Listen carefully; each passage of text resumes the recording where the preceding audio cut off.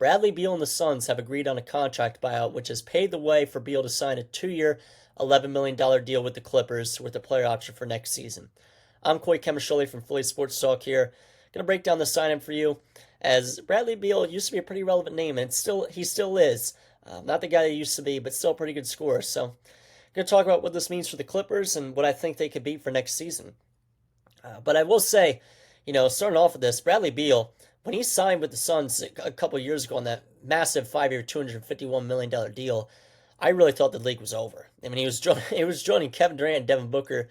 So, I mean, at the time, Bradley Beal was one of the most prolific scorers in basketball. Kevin Durant, probably the greatest scorer of all time. And Devin Booker, at the time, and I still think is the greatest or the best shooting guard in the league. It was like, man, these three together, it's gonna be pretty nasty.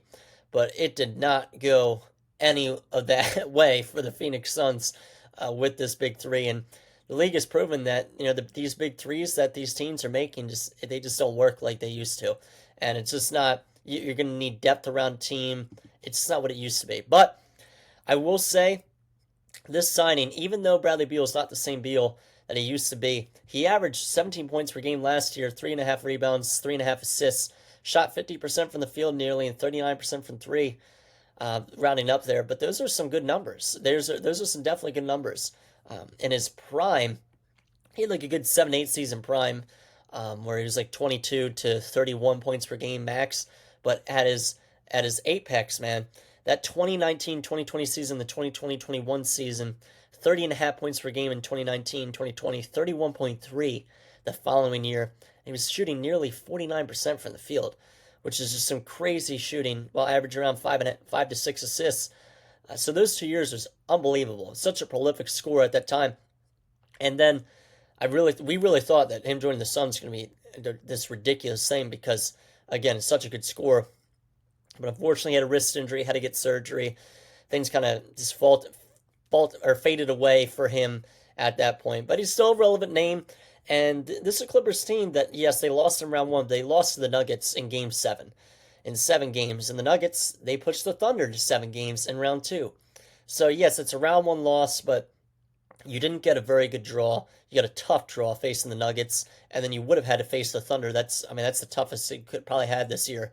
So, but their depth chart is looking very good right now. You look at the starting lineup: James Harden, Bradley Beal, Kawhi Leonard, John Collins, and Ivica Zubac, and they just signed Brook Lopez too. We can't forget about that. It's a pretty good lineup for a team that lost in 7 games last year. So I'm a big fan of it, honestly, because it's such a low contract. 2 years, $11 million. It's really low risk, and if things don't work out, you have to imagine that Beal might part ways next year, because even if things don't work out, he could still maybe get more than $5.5 million per year when averaging 17 to 18 points per game. So I really like this with the Clippers. I think it makes a lot of sense, honestly. They've already added Brook Lopez, as I said. They're adding some depth. Again, this team was very close last year to making it to round 2, and who knows what they could have done with the Thunder. But I think this makes sense. So Bradley Beal, some contract details that he still had left with the Suns. He had around 2 years and around $110 million left on his deal. Not around 2 years. He had 2 years. That's on me. But $110 million left on his deal. So he agreed to waive approximately $13.8 to $13.9 million, which enabled the Suns to execute a waive and stretch maneuver, spreading the remaining long-term salary over 5 years.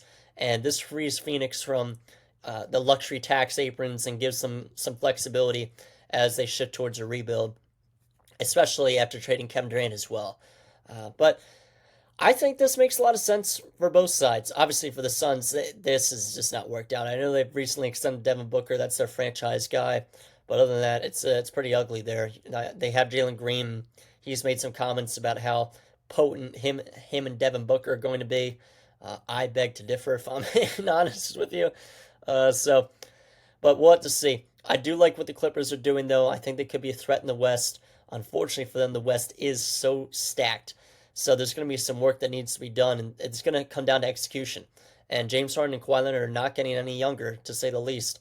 But they showed this past year that they can still compete, pushing like I said, the Nuggets to 7 games. And I don't know.